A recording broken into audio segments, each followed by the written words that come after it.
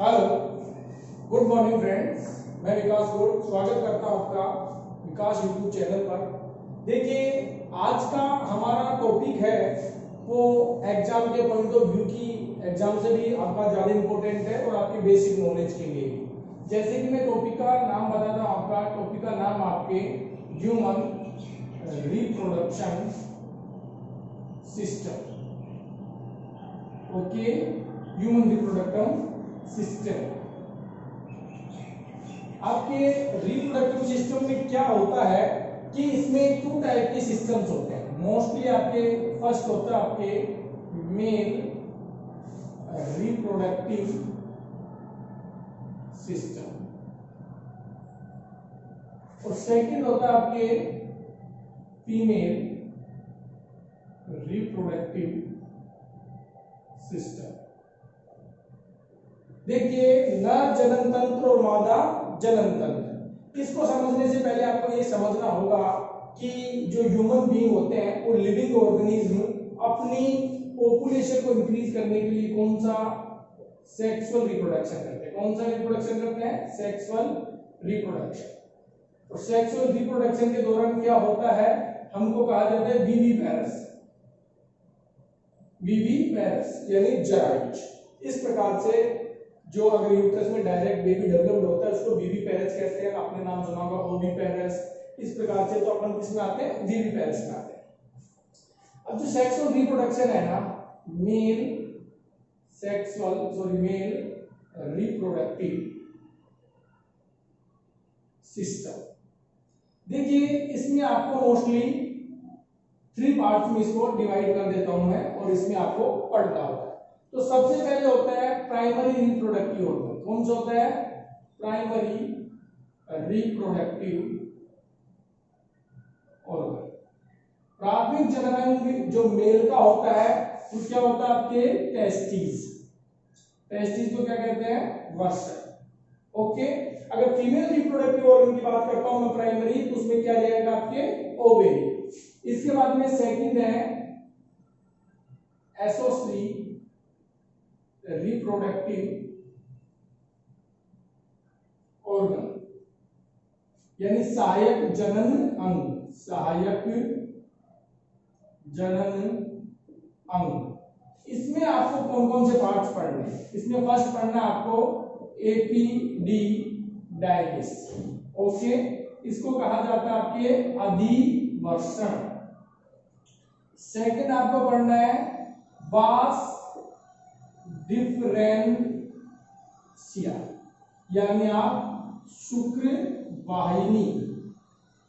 और थर्ड होता है आपके मोस्टली इसमें होता है आपके यूरेथ्रा यानी आपके मूत्र मार्ग। और फोर्थ होता है आपके मोस्ट इंपोर्टेंट, इसे आप कहते हैं पेनिस। इसे आप हिंदी में बोलते हैं सीसन। क्लियर? इसके बाद में नेक्स्ट पढ़नी आपको एसोसरी रिप्रोडक्टिव ग्लैंड्स। और रिप्रोडक्टिव ग्लैंड्स यानी सहायक जनन ग्रंथि। मेल रिप्रोडक्टिव में कितनी ग्रंथियां काम करती हैं? 3। तो फर्स्ट हो जाती है आपके सेमिनल वेसिकल। वेसिकल्स यानी शुक्राशय, फर्स्ट ग्लैंड्स होती है। सेकंड होती है जिसका नाम आपके बुल्बो यूरेथ्रल ग्लैंड्स। आप इसे एक और नाम से जानते हैं जिसका नाम है काउपर्स। Cowper's glands. ओके, और थर्ड एंड लास्ट आपके प्रोस्टेट ग्लैंड। ये 3 4 7 1 8 ये 8 पॉइंट ऐसे हैं जो आपको क्या बताएंगे? मेल रिप्रोडक्टिव ऑर्गन के बारे में बताएंगे। देखिए, आप मेल रिप्रोडक्टिव ऑर्गन आप फिजिकली अगर किसी का मेल रिप्रोडक्टिव ऑर्गन देखते हैं तो आपको सिर्फ 1 पेयर टेस्टिस दिखाई देती है और एक सिलेंड्रिकल स्टेज में सिलेंड्रिकल जो साइज होती है उसमें आपको पेनिस दिखाई देता है। आपको ना एपिडिडाइमिस पता है, वास डिफरेंस, यूरेथ्रा और सेमिनल वेसिकल्स, बुल्बो यूरेथ्रल और प्रोस्टेट, ये सारे के सारे पार्ट्स छुपे हुए होते हैं। तो मैं इन डिटेल स्टडी करने वाले हैं आप इस बारे में देखिए, आपके ये एक नॉलेज के हिसाब से भी इम्पोर्टेंट है। क्या होता है कि कोई भी जो स्टूडेंट्स होते हैं वो आफ्टर 12th क्लास के बाद में उसको इतना पता नहीं होता है कि जो सेक्सुअली ट्रांसमिटेड डिजीज होती है या सेक्सुअली ऑर्गन के बारे में जो भी समस्या होती है वो खुल के बात नहीं कर सकता है। जैसे कि आप सुनते होंगे कि कोई भी जो लेडी होती है वो 12 ईयर से लेकर 45 तक मां बनने की कैपेबल होती है लेकिन जो मेल होता है वो क्या होता है कि लाइफ टाइम जब तक वो जीवित रहता है, प्यूबर्टी टाइम से 12 ईयर से जब तक उसमें स्पर्मेटोजोआ बनते हैं और लास्ट तक जो मरता है जब तक वो पिता बनने के लिए कैपेबल होता है। ऐसा क्यों? उन सब चीजों की स्टडी आज आप डिटेल स्टडी करने वाले हैं कि कैसे क्या मेल रिप्रोडक्टिव ऑर्गन होता है। तो आप इसको एक बार स्क्रीनशॉट ले लीजिए, ये पॉइंट ही मैं आपको डिटेल में समझाने वाला हूं। तो ये मैंने आपको एक जनरल इंट्रोडक्शन दिया था कि कैसे क्या होता है, कैसे स्पर्म बनता है, तो उसके बारे में आप देखिए। क्लियर? यहां तक समझते हैं कि प्राइमरी रिप्रोडक्टिव ऑर्गन वगैरह क्या होते हैं। ओके,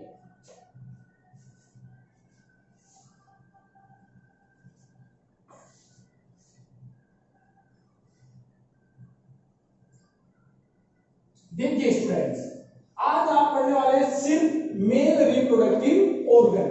अब मेल रिप्रोडक्टिव ऑर्गन में सबसे पहले प्राइमरी रिप्रोडक्टिव ऑर्गन क्या था?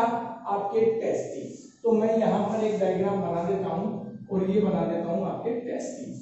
अब इस टेस्टिस के चारों तरफ एक फ्लेक्सिबल इलास्टिक लचीली मेम्ब्रेन होती है, वो इसको क्या करती है? कवर करके रखती है। तो उस मेम्ब्रेन को क्या नाम दे दिया जाता है? स्कोर्टम। क्या नाम दे दिया जाता है? स्कोर्टम। अगर मैं हिंदी में बात करूं तो इसको बोलते हैं वर्ण आवरण। ये क्या होती है? पतली झिल्ली होती है, लचीली होती है, जो इसको क्या होती है? कवर करके प्रोटेक्शन प्रोवाइड करवाने का काम करती है। इसके बाद में अगर मैं टेस्टिस की लेंथ की बात करता हूं कि इसकी लंबाई कितनी होती है, तो इसकी लंबाई होती है आपके मोस्टली 4 से 5 सेंटीमीटर। ओके, अगर मैं इसकी विड्थ की बात करता हूं, इसकी चौड़ाई कितनी होती है, तो 2 से 3 सेंटीमीटर। यदि मैं इसकी वेट की बात करता हूं कि इसका वजन कितना होता है, तो 10 से 12 ग्राम। ये क्या है आपके पास? एक जनरल इंट्रोडक्शन है। और ये क्या होता है कि डबल मेम्ब्रेन स्ट्रक्चर होती है। डबल मेम्ब्रेन का मतलब क्या होता है कि ये दोहरी झिल्ली युक्त कोशिकांड होता है। अब देखिए, आप किसी को फिजिकली तौर पर देखते हैं तो सबसे पहले आपको क्या दिखाई देते हैं? टेस्टिस। अब टेस्टिस ऐसे ऑर्गन है जो ह्यूमन बीइंग की एब्डोमेन कैविटी यानी एब्डोमेन यानी जो बॉडी होती है, जो कैविटी होती है, उससे क्या होता है? शरीर से बाहर लटकी हुई अवस्था में इसका जो नंबर होता है वो क्या होता है? 2 होता है। आई यानी 1 पेयर, एक जोड़े में होता है। और क्या होता है? शरीर से बाहर लटकी हुई अवस्था में होता है। देखिए लटकी हुई अवस्था में क्यों होता है, तो मैं इसका मोस्ट और इंपोर्टेंट बात करूं तो इसका जो फंक्शन होता है ना, इसका जो मेन फंक्शन वो क्या होता है? स्पर्म फॉर्मेशन करना। स्पर्म फॉर्मेशन आप कह सकते हैं शुक्राणु का निर्माण, या आप कह सकते हैं स्पर्म फॉर्मेशन, या आप कह सकते हैं कि स्पर्मेटोजोआ, एक ही बात। क्लियर? अब इसके बाद में बात आती है कि ये शरीर से बाहर क्यों लटके हुए होते हैं। तो एक्चुअली हमारी जो बॉडी का कोर टेम्परेचर है ना, वो क्या होता है कि 37 डिग्री सेंटीग्रेड होता है। अगर सेंटीग्रेड की बात करो तो ये बॉडी का कोर टेम्परेचर स्पर्म फॉर्मेशन या स्पर्मेटोजोआ बनने के लिए क्या होता है? सूटेबल नहीं होता है। तो उस दौरान क्या होता है? मोस्टली सूटेबल नहीं होता है। तो ये इसको 2 से 2.5 डिग्री सेंटीग्रेड आप कह सकते हैं कि एनसीईआरटी में 2 से लेकर 2.5 डिग्री सेंटीग्रेड कम टेम्परेचर की आवश्यकता होती है। अगर ये कम टेम्परेचर होगा तो इसकी आवश्यकता इसमें होती है, तो इसको बॉडी को कोर टेम्परेचर की आवश्यकता होती है। इसलिए आपको पता चल गया कि बॉडी से बाहर लटकी हुई अवस्था में क्यों होते हैं? क्योंकि बॉडी का कोर टेम्परेचर स्पर्मेटोजोआ के लिए सुटेबल नहीं होता है। क्लियर? अब यहां पर क्या हो गया बच्चा? स्पर्म फॉर्मेशन हो गया। आपको क्या बताया मैंने, इसका क्या फर्क होता है? स्पर्मेटोजोआ बनाना। तो यहां से स्पर्मेटोजोआ को कैरी करने का वर्क कौन करता है? स्पर्मेटोजोआ को कैरी करने का वर्क कौन करता है? आपके वास डिफरेंशियल। ये स्पर्मेटोजोआ, स्पर्म भी बोल सकते हैं, इसको यहां से कैरी कौन कर रहा है? वास डिफरेंशियल, यानी आप बोल सकते हैं शुक्र वाहिनी। देखो जैसे बच्चों की गाड़ी के ऊपर लिखा है ना बाल वाहिनी, यानी बच्चों को ले जाने वाली गाड़ी, वैसे शुक्र यानी शुक्राणु, वाहिनी यानी लेके जाने वाली। तो स्पर्म को कौन कैरी करता है टेस्टिस से? यहाँ पर आपको टेस्टिस से वास डिफरेंशियल कैरी करता है। अब जितने भी मैंने आपको नाम बताए, एपिडिडाइमिस, वास, इफ्रेंसिया, ये वगैरह जो एसेसरी ऑर्गन्स बताए वो यहाँ पर आपको दिखाई नहीं देते। तो हम इसका टीएस ऑफ टेस्टिस, यानी इसका क्या कर लेते हैं, ट्रांसवर्स सेक्शन कट कर लेते हैं। एक होता है लॉन्गिट्यूडिनल यानी आपके वर्टिकली, और एक होता है ट्रांसवर्स यानी अनुप्रस्थ। तो मैं इसका इस प्रकार से कट करता हूं तो आपको क्या क्या स्ट्रक्चर इसके अंदर दिखाई देती है वो देखिए। इसका कट करने के बाद में हमको इस प्रकार की एक स्ट्रक्चर दिखाई देती है। क्लियर? तो इसकी दो मेम्ब्रेन होती हैं, दोहरी झिल्ली कोशिका में डबल मेम्ब्रेन। तो फर्स्ट में बात करूं तो कौन सी होती है, आउटर मेम्ब्रेन। आउटर मेम्ब्रेन, और आउटर मेम्ब्रेन को क्या नाम दे दिया जाता है आपके, ट्यूनिका वेजाइनेलिस। क्लियर? और दूसरी जो इनर वाली मेम्ब्रेन होती है, इनर मेम्ब्रेन, इसको क्या नाम दे दिया जाता है आपके, tunica albuginea. Clear? Albuginea inner वाली मेम्ब्रेन और आउटर मेम्ब्रेन क्या होता है, ट्यूनिका वेजाइनेलिस। तो ये क्या हो गया, डबल मेम्ब्रेन एक ऑर्गन हो गया, डबल मेम्ब्रेन लेबल्ड एक ऑर्गन हो गया। अब इसके बाद में अगर मैं इसको और जूम करता हूं तो यहां पर क्या होता है कि इस प्रकार के कंपार्टमेंट बने होते हैं। कंपार्टमेंट बोल सकते हैं, पोस्ट बोल सकते हैं, चैम्बर्स बोल सकते हैं, इसके अंदर ऐसे बने हुए होते हैं। इनको क्या नाम दे दिया जाता है, इनको बोला जाता है टेस्टिकुलर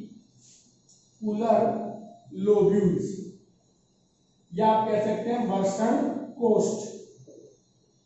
क्लियर? इनका जो नंबर होता है वो कितना होता है, 1 टेस्टिस में 250 होता है।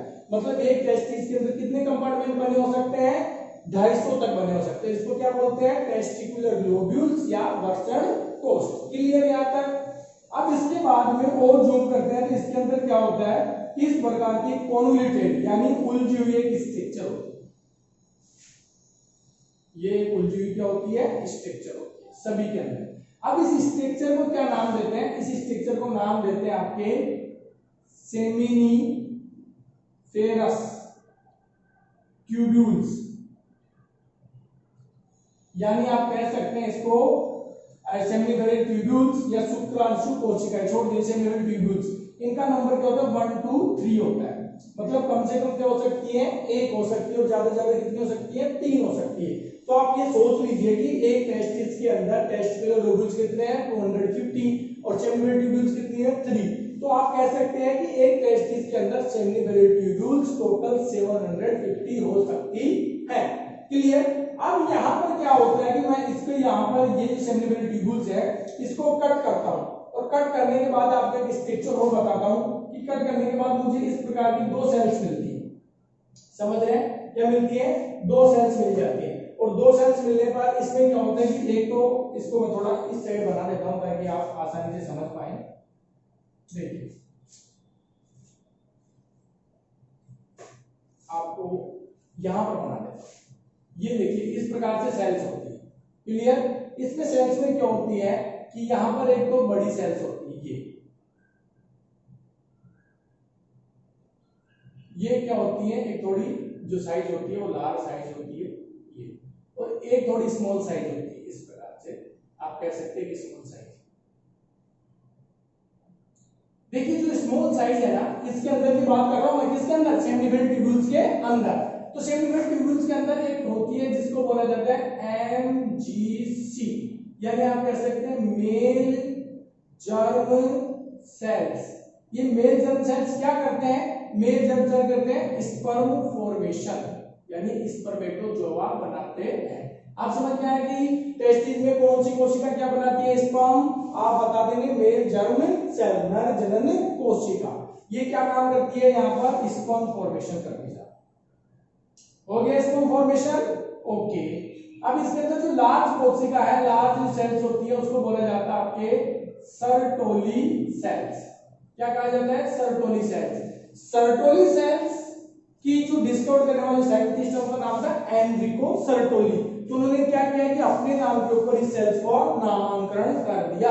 और ये जो सेल्स होती है ना, ये स्पर्म को क्या करती है, फूड प्रोवाइड करवाती है। सपोर्ट करती हैं, इसलिए इसे क्या कह दिया जाता है, सपोर्टिंग सेल्स के नाम से भी जानते हैं। और ये क्या करती है, फूड प्रोवाइड करवाती है, जो फूड प्रोवाइड करवाती है, एक प्रोटेक्शन प्रोवाइड करवाती है, और तीसरी पे बात करूं तो ये प्रोटीन का भी सीक्रेशन करती है। तीन काम करते हैं सर्टोली, फूड प्रोवाइड करवाना, प्रोटेक्शन प्रोवाइड कराना और प्रोटीन सीक्रेशन या प्रोटीन हार्मोन का सीक्रेशन करना।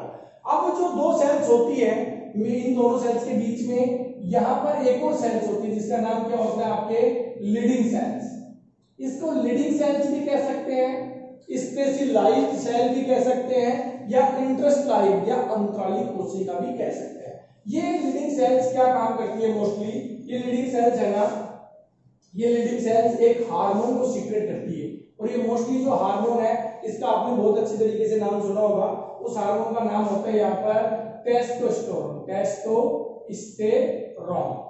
ये टेस्टोस्टेरोन हार्मोन क्या करता है, मेल में मेल कैरेक्टरिस्टिक को शो करता है, जैसे आवाज का भारीपन होना, दाढ़ी मूंछ का आना, हड्डियों का मजबूत होना, चाल ढाल का डिफरेंस होना। ये किसकी देन है, टेस्टोस्टेरोन हार्मोन की। टेस्टोस्टेरोन हार्मोन किसने किया, लीडिंग सेल्स ने।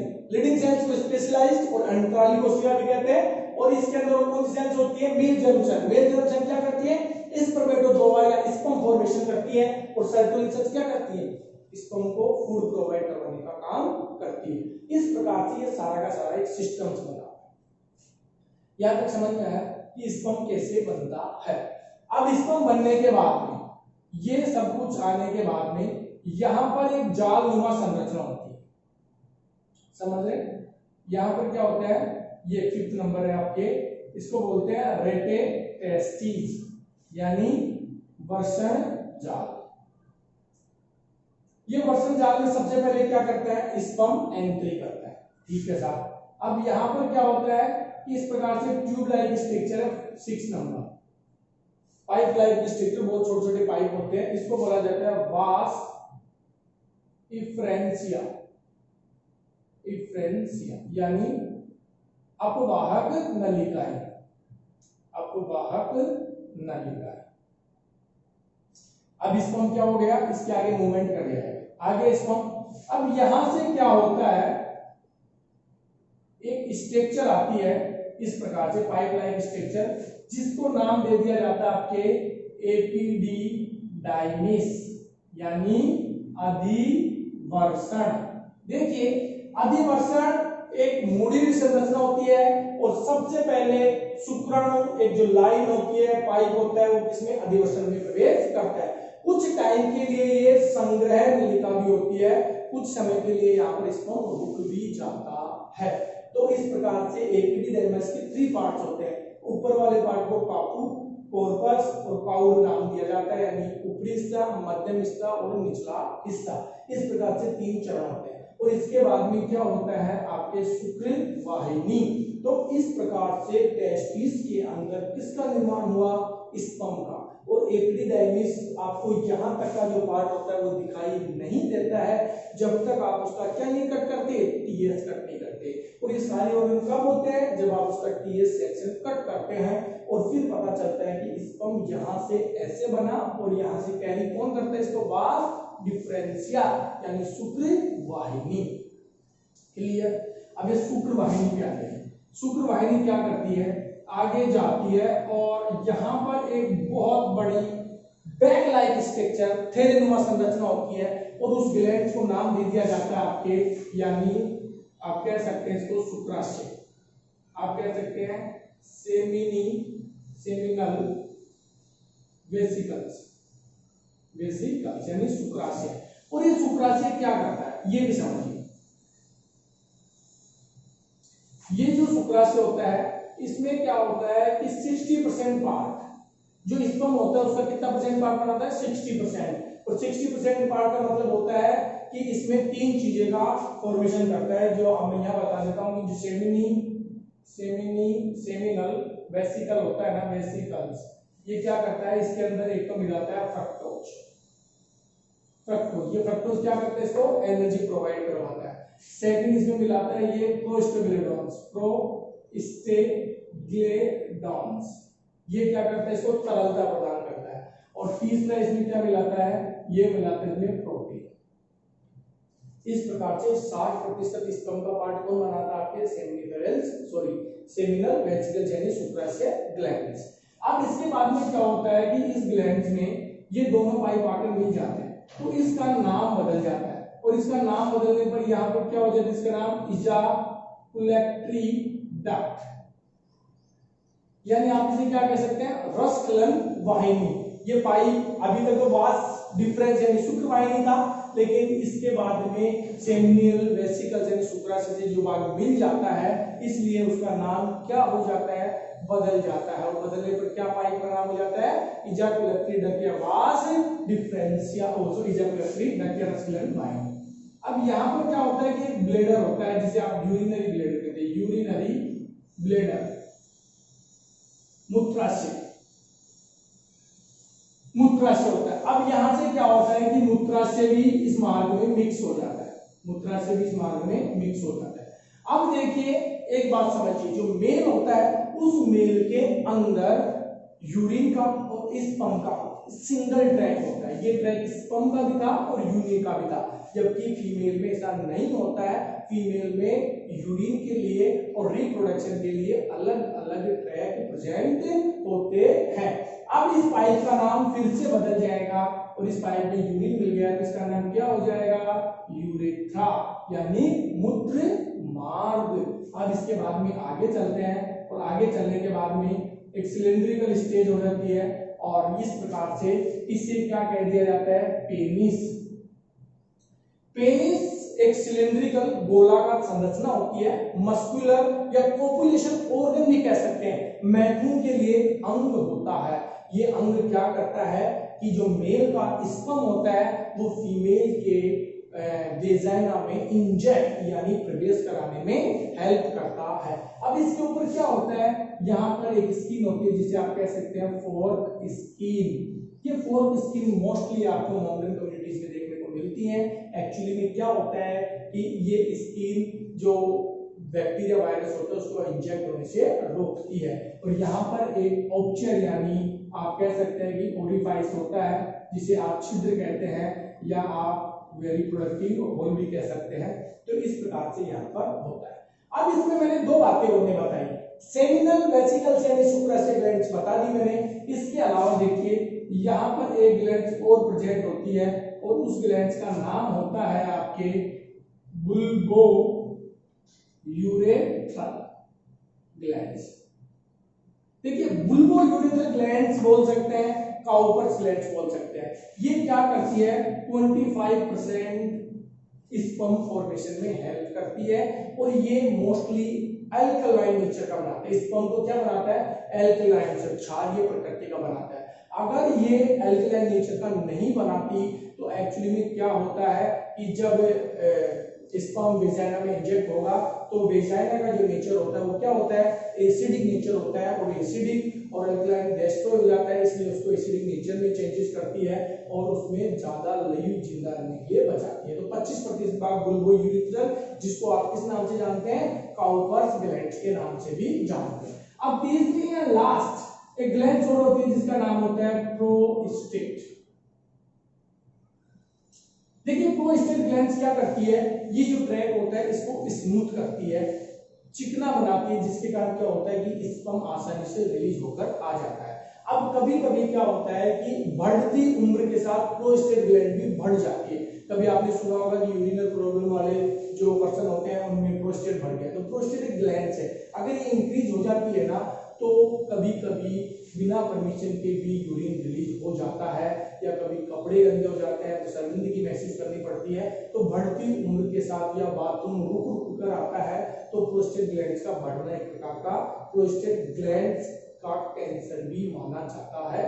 45 एज से जो बड़े पर्सन होते हैं उनमें इस प्रकार की ग्लैंड्स प्रेजेंट होती है।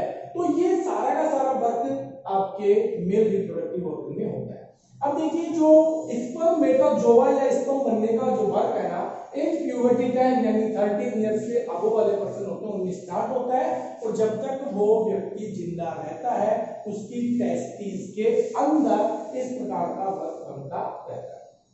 अब देखिए आपने नाम सुना होगा वास्कोटोमी, नाम सुना होगा वास्कोटोमी, ट्यूबेक्टोटोमी, मादा नसबंदी और नर नसबंदी। तो तो इसमें क्या करते हैं कि ये वैस डिफरेंस है ना, यहाँ से स्पेशल धागे से इसको बांध दिया जाता है, जिसके कारण टेस्टिस में स्पर्म तो बनते हैं लेकिन ऊपर नहीं जाते हैं। जब स्पर्म नहीं जाता है तो इस प्रकार से आगे फर्टिलाइजेशन का प्रोसेस नहीं होता है, तो उसको वास यानी जो वास डिफरेंस शुक्र वाहिनी बांधी हुई थी, इसलिए उसका नाम क्या होता है, वेस्कोटोमी। ये एक स्ट्रक्चर था इसके बारे में जो मैंने आपको बताया। इसमें कई चीजें हैं जो आपको देखने को लाइवली फिजिकली आप नहीं देख पाते हैं, तो मैंने इसका टीएस कट करके बताया। आशा है कि आप लोगों को समझ में आया होगा। अगर आपसे कोई पूछे कि स्पर्मेटोजोआ कहाँ बनता है तो आपका आंसर होगा टेस्टिस में। अगर आपसे पूछे कि स्पर्म कौन सी सेल्स बनाती है तो आपका आंसर होगा मेल जर्म सेल्स। अगर आपको पूछे कि स्पर्म को फूड प्रोवाइड कौन करवाता है तो आपका आंसर होगा सर्टोली सेल्स। अगर आपको पूछे कि टेस्टिस या मेल के अंदर टेस्टोस्टेरोन हार्मोन कौन सी सेल्स करवाती है तो आपका आंसर होगा लीडिंग सेल्स या स्पेशलाइज्ड सेल। लीडिंग सेल्स कहां प्रेजेंट होती है तो आपका आंसर होगा इसमें सेमिनिफेरस ट्यूब्यूल्स के अंदर। कभी कभी नीट में ये भी पूछ ली जाती है कि number of seminiferous tubules in present one testis, एक कोशिका के अंदर कितने सेमिनिफेरल ट्यूब्यूल्स प्रेजेंट होते हैं तो आपका आंसर होगा 750 और टेस्टिकुलर नंबर होता है 250। कौन सी दो मेम्ब्रेन होती है, ट्यूनिका वेजाइनलिस आउटर मेम्ब्रेन और tunica albuginea inner membrane. Epididymis एक ऐसा पार्ट है जिसमें कुछ सेकंड या कुछ मिनट के लिए शुक्राशय अस्थायी संग्रह करता है, कुछ समय के लिए रुकता है। ऐसी कौन सी स्ट्रक्चर है, अगर मैं इसकी और डिटेल बताऊं वास डिफरेंशिया तो इसकी जो लेंथ होती है 45 सेंटीमीटर होती है, और भी इसके बारे में अगर एपिडिडाइमिस की मैं बात करूं तो ये 25 सेंटीमीटर की होती है, 25 सेंटीमीटर की, सॉरी ये नहीं होता, यूरेथ्रा होता है, यूरेथ्रा ये मोस्टली कितने का होता है 25 सेंटीमीटर का। इस प्रकार से कुछ चीजें होती है। तो ये देखिए इस कंडीशन में आपको मेल रिप्रोडक्टिव ऑर्गन्स का डिटेल पढ़ना है। अगर आपसे आरबीएस या सीबीएसई में डिटेल पूछ लें कि आप detail in male reproductive system, तो आप उसमें primary reproductive organ, accessory reproductive organ और एक्सेसरी रिप्रोडक्टिव ग्लैंड। कभी कभी बड़े एग्जाम में पूछा जाता है कि काउपर्स ग्लैंड्स कौन से सिस्टम में प्रेजेंट होती है, तो लोग इसको बुल्बो यूरेथ्रल जानते हैं, तभी मैंने इसका दूसरा नाम भी लिखा था जिसका नाम था आपके काउपर्स ग्लैंड्स। तो आप एक बार इसका स्क्रीनशॉट ले लीजिए और जैसे जैसे मैंने आपको बताया वैसे आप नोट्स मेंटेन कर सकते हैं। Thanks for watching my video.